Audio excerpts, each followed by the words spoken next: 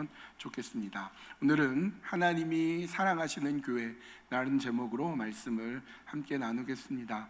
1972년 10월 6일이었습니다.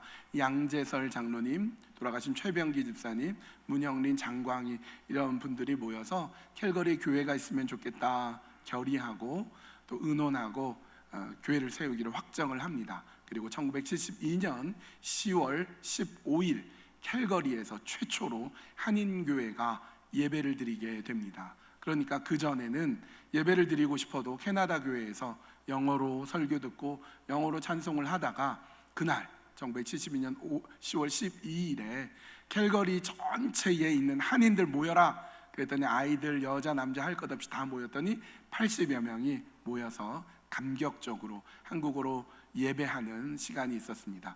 그러나 그 교회는 여전히 교단도 없고 담임 목사님도 없었기 때문에 한동안 교회를 이끌어갈 담임 목사님을 기다려야 됐습니다. 그래서 어떻게 했느냐, 1973년 2월 18일에 국용도 김상중, 우리 돌아가신 김용미 장로님 등이 추가 운영위원이 되어서 우리 평신도가 이끌어가는 교회가 되죠. 우리 장로님, 집사님, 평신도가 신앙 강좌를 하고 말씀을 나누고 인도하고 또 지나가는 목사님이 있으면 설교해달라고 하면서 그렇게 교회가 세워져 나갑니다. 그리고 세월이 흘러 오늘 2023년 10월 15일 주일에 여러분들이 이렇게 모여서 2부 예배를 드립니다. 오늘이 캘거리 한인장로교회 51주년이 되는 날입니다. 할렐루야. 우리 모든 영광을 하나님께 박수로 올려드립시다. 할렐루야.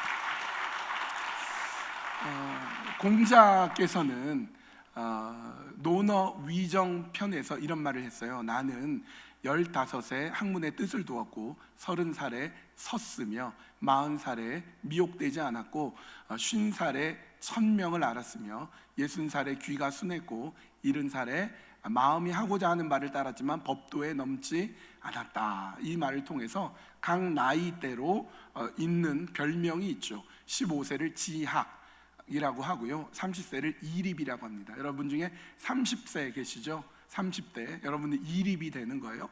40대 계십니까?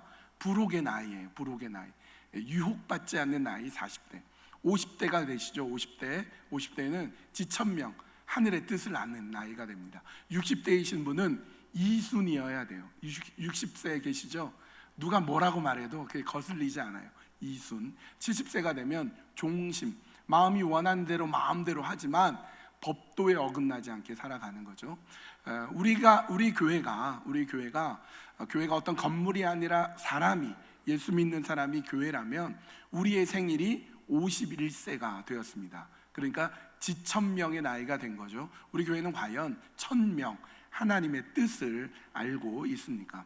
여러분, 교회도요 사람처럼 태어날 때가 있고 성장할 때가 있고 또 막 부흥할 때가 있는가 하면 병에 걸리고 아프고 노쇠할 때가 있고 그리고 죽을 때가 있습니다. 오늘날 현대 교회, 지금 현재 교회들의 어려움이 있는데요, 아주 심각한 이 시대의 어려움이 있습니다. 그것은 교회가 문을 닫는 교회가 많다는 겁니다. 2019년에 미주, 그러니까 미주라 하면 미국, 캐나다를 통틀어서 미주라고 하는데요, 미주에 수많은 교회들이 있는데 2019년에 4,500여 개의 교회가 문을 닫았습니다. 그런데 2019년 말에 어떤 일이 터지죠? 코로나 바이러스, 코비드가 터지면서 코비드 이후 해마다 지금까지 7,000여 개의 교회가 문을 닫습니다. 백인교회, 흑인교회, 한인교회 할 것 없이 전체 교회, 미주 사회에 있는 교회가 해마다 7,000개 교회가 문을 닫았어요. 그러니까 지금도 그것이 지속되고 있는데요, 하루에 20개의 교회가 문을 닫는 거예요. 어제 미주에 있는, 캐나다 또 미국에 있는 전체 교회 중에 20개의 교회가 문을 닫았고요, 지금 이 순간에도 20개의 교회가, 오늘 하루 20개의 교회가 문을 닫아버리는 거예요. 한인교회는 사람들이 많이 모이죠. 부흥하는데 한인교회 형편도 비슷합니다. 코비드 이후 한인교회가 지난 2년 동안 658개의 교회가 문을 닫았어요. 그러니까 하루에 1개 교회꼴로 문을 닫고 있는 것입니다. 톰 레이너라는 목사님이 우리 교회 컨설팅을 좀 해주시는 분이고 Church Answers라는 기관의 CEO 대표로 서 있는 분인데요. 여러분에게 나눠준 것에 우리가 5년 안에 죽는 이유라고 되어 있는데, 정확하게는 이분이 어떤 글을 기고했냐면 당신의 교회가 5년 안에 죽게 되는 이유 5가지를 이렇게 얘기합니다. 첫 번째, 죽어가는 교회는 전도를 포기합니다. 복음을 전하고 예수 믿지 못하는 않는 사람을 복음으로 살리고 영혼이 살아나고, 그래서 세례를 받고 주님 안에서 성장하도록 이끌어야 되는데, 죽어가는 교회는요 1년이 지나도록 단 한 명의 세례교인도 만들지 못합니다. 그러다 보면 5년 안에 그 교회는 죽어버립니다. 또 죽어가는 교회는 사소한 것에 중점을 둡니다. 이렇게 해도 괜찮고 저렇게 해도 괜찮은데 그거 가지고 막 싸워요. 별거 아닌데, 돌아보면 아무것도 아닌데 그거 가지고 굉장히 열심을 다해서 싸웁니다. 예를 들면 예배가 끝나고 간식을 뭐로 줄까, 커피하고 빵으로 줄까, 콜라하고 햄버거를 줄까 갖고 싸워요. 콜라파와 커피파가 막 싸워요. 아무것도 아니잖아요. 커피 마시면 어떻고, 콜라 마시면 어떻고, 물을 마시면 어떻고, 안 먹으면 어때요? 근데 그거 가지고 싸웁니다. 그러다 보면 5년 뒤에 문을 닫아버리죠. 죽어가는 교회는 이런 특징이 있어요. 높은 수준의 험단과 갈등을 겪고 있습니다. 목회자를 비난하고 성도가 성도끼리 싸우고 갈등하고 지적하는 일이 벌어집니다. 고슴도치 우화가 있어요. 실제 일어난 일인지 모르는데 이런 얘기가 있어요. 큰 통에 고슴도치들이 살고 있는데 그 통을 이 주인이 바깥에 내놨습니다. 그랬더니 날은 추워지고 바람은 불고 밤새 기온이 뚝 떨어졌어요. 고슴도치가 추우니까 체온을 느끼려고 친구 고슴도치한테 다가갑니다.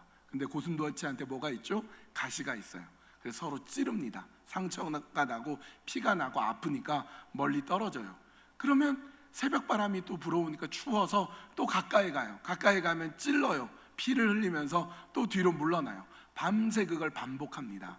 아침에 문을 열어서 고슴도치가 어떻게 됐나 봤더니 싹 다 죽어 있습니다. 절반은 얼어서 죽어 있고 절반은 피 흘려서 상처받아서 죽어 있습니다. 이 고슴도치 우화가 오늘 현대교회의 문제점을 지적하고 있어요. 우리는 외롭습니다. 우리는 사랑이 필요해요. 위로가 필요합니다. 그래서 교회에 왔는데 서로 찌릅니다. 서로 상처 주고 서로 지적하고 서로 갈등을 빚어져서 너무 힘들어서 교회 밖으로 나가요. 그러면 영혼이 죽어가는 거예요. 그래서 교회 오는데 서로 상처 주고 그러면 또 밖으로 나가고 그러면서 교회가 죽어가는 것입니다. 그리고 마지막으로 그리고 네 번째로 죽어가는 교회, 5년 안에 죽는 교회의 특징은 팬데믹으로 악화된 긴급함을 이해하지 못합니다. 팬데믹 상황 속에서, 코로나 상황 속에서 교회를 나오지 못하니까, 나오지 못했죠. 나와도 아주 일부만 나오게 되니까 교회를 떠나요. 그리고 신앙을 잃어버립니다. 신앙을 놓쳐버리죠. 그리고 팬데믹은 언젠가 끝납니다. 코로나 바이러스는 언젠가 사라져요. 그런데 다시 돌아오지 않습니다. 그래서 문을 닫아버리게 됩니다. 죽어가는 교회의 또 특징은 목회자를 만병통치약으로 여깁니다. 목회자가 슈퍼맨처럼, 목회자가 모든 문제를 해결할 것으로 생각하는데 그렇지 않죠. 그래서 여러분, 죽어가는 교회를 보면요, 목회자한테 모든 책임을 떠넘기고 그걸 못하면 갈아치웁니다. 그래서 죽어가는 교회 잘 보면요, 담임 목사가 계속 바뀌어요. 1년마다 바뀌고 2년마다 바뀌고 계속 바뀝니다. 그러다가 아예 교회 자체가 문을 닫아버립니다. 그렇게 1년에 하루에 20개의 교회, 1년에 7,000개의 교회가 미주 사회에서, 캐나다에서, 미국에서 그렇게 문을 닫고 있습니다. 근데 여러분, 이것은요 성경에 굉장히 위배되는 것입니다. 하나님의 말씀, 오늘 본문은 뭐라고 되어 있습니까? 그의 능력이 그리스도 안에서 역사하사 죽은 자들 가운데서 다시 살리시고 하늘에서 자기의 오른편에 앉히사 모든 통치와 권세와 능력과 주권과 이 세상뿐 아니라 오는 세상에 일컫는 모든 이름 위에 뛰어나게 하시고 또 만물을 그의 발 아래 복종하게 하시고 그를 만물 위에 교회의 머리로 삼으셨느니라. 우리 다 함께 읽어볼까요? 시작. 교회는 그의 몸이니 만물 안에서 만물을 충만하게 하시는 이의 충만함이니라. 할렐루야. 여러분, 이게 교회예요. 교회는 예수 그리스도께서 머리가 되시고 예수 그리스도께서 인도하시는 교회인데, 교회가 죽는다? 교회가 문을 닫는다? 있을 수 없는 일입니다. 근데 실제로 교회가 문을 닫는다면 그 이유는 무엇일까? 예수님이 교회의 머리이신가? 예수님이 교회의 머리가 되시는가? 아니면 인간이 머리가 되고 인간이 주인이 되고 인간 얘기만 하고 인간적인 생각만 가득해서 교회가 문을 닫고 죽어버리는 것은 아닌가? 예수 그리스도가 머리가 되시는 교회, 그러면 우리는 예수님의 몸이 되는 것입니다. 교회는 건물이 아니라 예수님을 믿는 사람이 교회, 즉 우리가 교회라고 한다면, 교회가 죽어간다는 것은 우리가 죽어가는 거예요. 우리가 영적으로 죽어가는 것입니다. 그러나 여러분, 교회의 주인은 하나님이시고 교회의 주인은 예수 그리스도이시고 교회의 머리가 예수님이라면, 이 몸은 예수님을 위해서 살고 머리 대신 예수님은 몸인 우리를 위해서 십자가에 못 박혀 죽으시고 우리를 위해 부활하셨습니다. 우리의 모든 것을 내어주셨습니다. 하나님께서 교회를 사랑하시는 줄 우리가 믿습니다. 여러분, 믿으십니까? 하나님께서 사랑하시는 교회가 있습니다. 하나님은 교회를 사랑하시는데, 그렇다면 하나님이 사랑하시는 교회는 어떤 모습일까요? 하나님이 사랑하시는 교회의 특징은 이와 같은 것이 있습니다. 첫 번째, 본질과 비본질을 구별합니다. 그것이 하나님이 사랑하시는 교회입니다.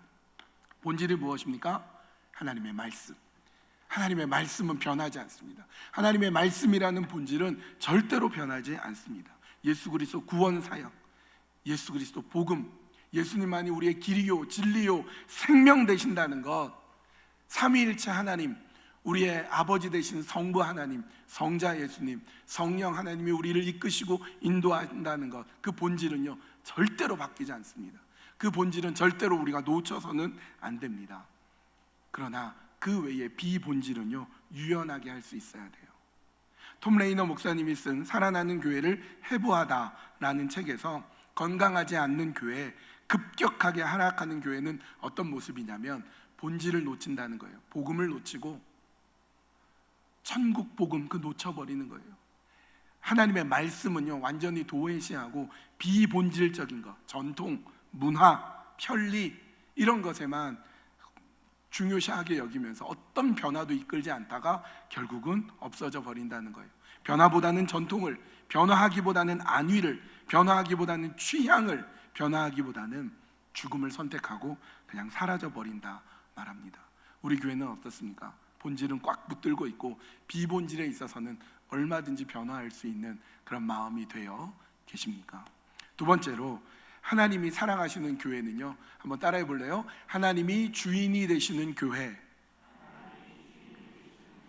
여러분, 교회의 주인은 누구입니까? 절대로 인간이 주인이 될 수 없습니다. 사람인 우리가, 예수 믿는 우리가 교회라면, 교회가 또 우리가 주인이 되어버린다면 모순될 수밖에 없죠. 우리의 머리 대신 예수 그리스도, 예수님만이 교회의 주인 되십니다. 오직 하나님만이 우리 교회의 주인입니다. 그러니까 어느 누구도, 어떤 사람도 기득권을 주장할 수 없어요. 내가 교회의 주인이니까 내 말대로 해야 돼, 나한테 권리가 있어, 이런 사람은 한 명도 없습니다. 오직 하나님만이 주인이 되어야 됩니다. 51년 전에 우리 교회가 세워질 때 그때 계셨던 분들이 지금도 계십니다. 소위 개국공신들이 있죠. 교회를 이전하고 또 온 힘을 다해서 애쓰고 수고하신 분들, 교회에 뿌리를 내린 분들, 기둥을 세운 분들, 그런 분들이 있는데요, 너무 감사하게도 그분들이 자기 주장을 하지 않습니다. 교회 어디에 가서도요, 교회 연역이나 역사에 나와 있지 본인들의 이름을 적어서 금패로 어느 곳에 붙여놓거나, 이 자리가 내 자리니까 여기는 아무도 앉으면 안 돼, 거기 이름을 붙여놓거나 이런 분 단 한 명도 없습니다. 교회의 주인은 하나님이시기 때문에 내 자리야, 내 것이야, 나의 것으로 주장하지 않습니다. 여러분, 우리 교회는요 원로 제도가 없습니다. 지난 19년 동안 교회를 위해 애쓰고 수고하며 온 힘을 다해 섬기셨던 최창선 목사님이 은퇴하면서 원로 목사님이 되지 않았습니다. 오히려 새로운 담임 목사가 마음껏 사역을 할 수 있도록 자리를 피해 주셨어요. 그러면서 교회를 위해서 기도하고 교회를 위해서 중보하고 있을 뿐 어디에서도 드러내지 않습니다. 우리 목사님이 내년 여름에 오실 것으로 또 생각이 되는데요, 그립고 보고 싶어도 꼭 참으시는 거예요. 자신의 주장을 하지 않습니다. 우리 교회에는요, 원로 장로님이 없습니다. 장로 임기제 10년이 있어요. 교회의 가장 중요한 것을 결정하는 것이 당회인데, 당회 장로님들로 선임이 되어서 10년 동안 애쓰고 수고하고 섬긴 다음에 10년이 끝나는 딱 어느 날 그 자리에서 내려옵니다. 내려온 그 순간부터 자기 주장을 하지 않습니다. 그렇죠? 내 주장을 하지 않아요. 내가 장로로 섬길 때, 당회 장로로 섬길 때는 이것이 하나님의 뜻이다라고 얼마든지 주장을 펼칠 수 있지만, 내려놓는 순간 똑같아요. 성도님들과 똑같이 애쓰고 수고하고 섬기고 사역할 수는 있지만 내가 주장하고 그러지 않습니다. 거침없이 그 자리에서 내려놓습니다.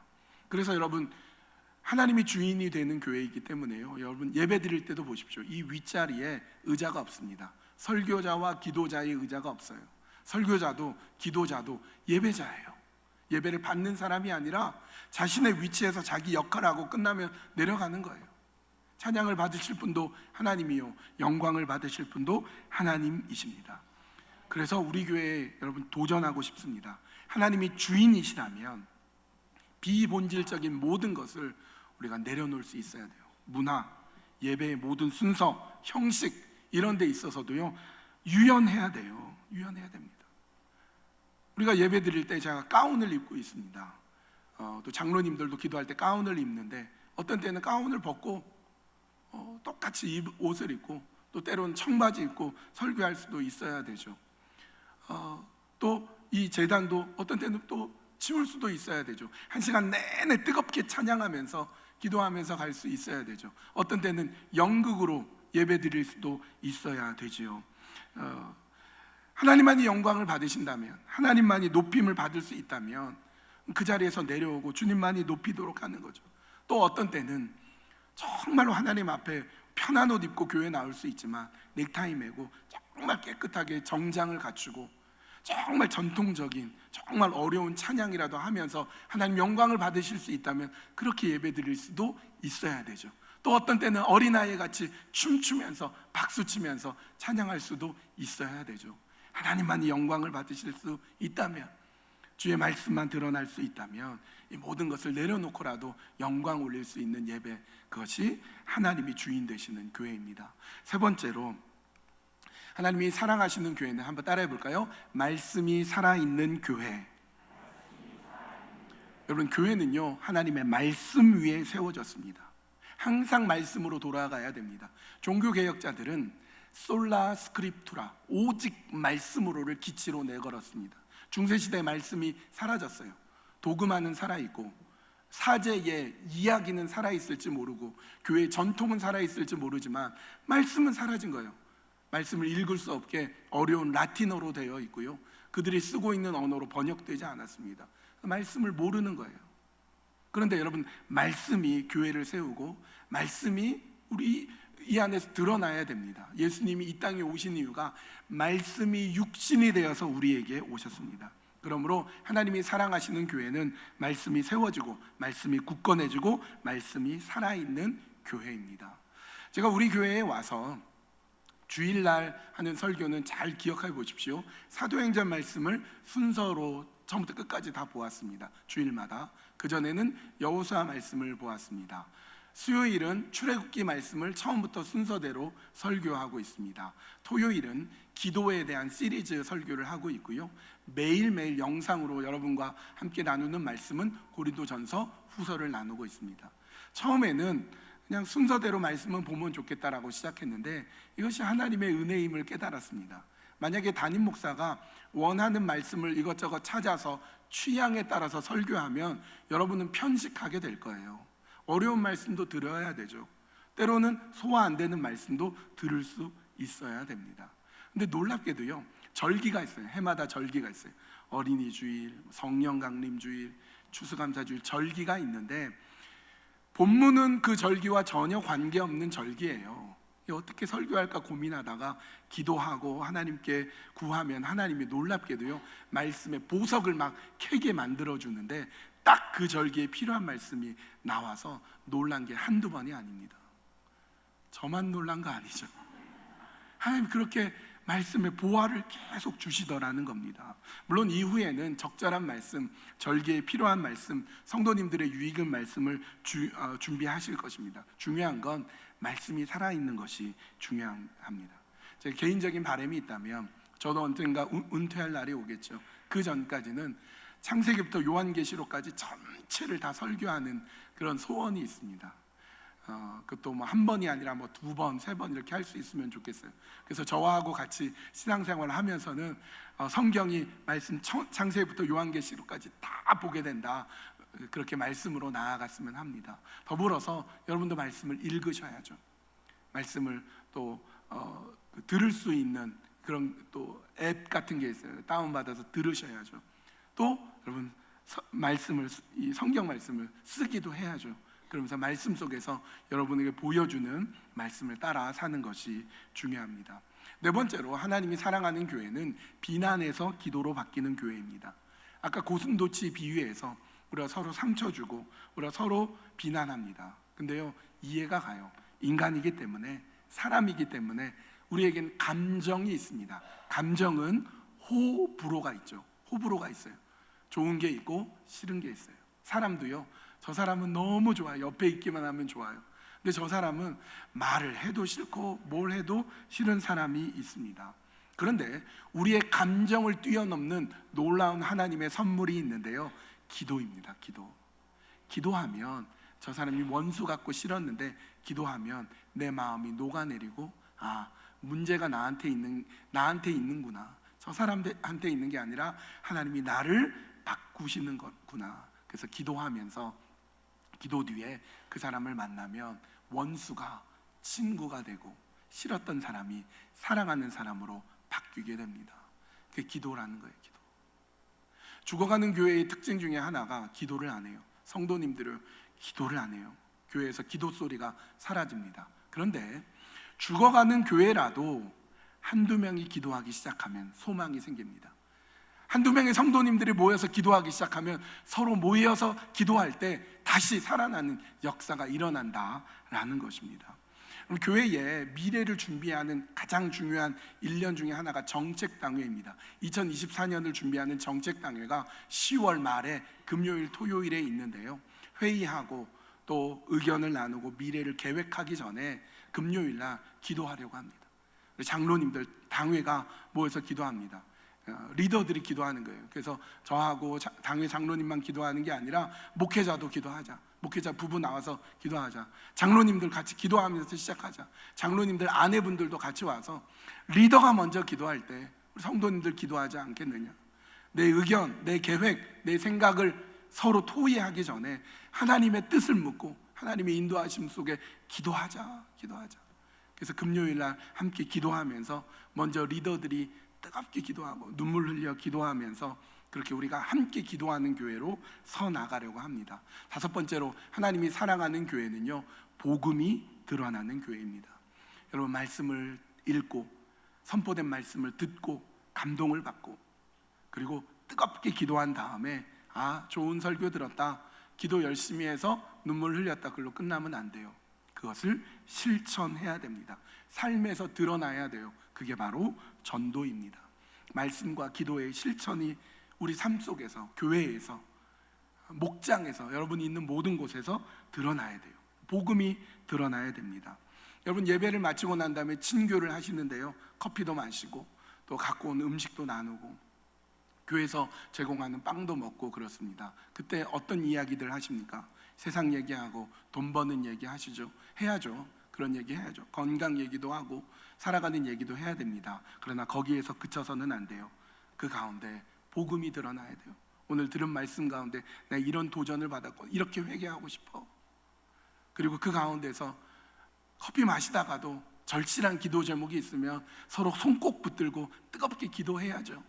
그 가운데서 살아나는 그 복음의 말씀 가지고 서로 격려해야죠.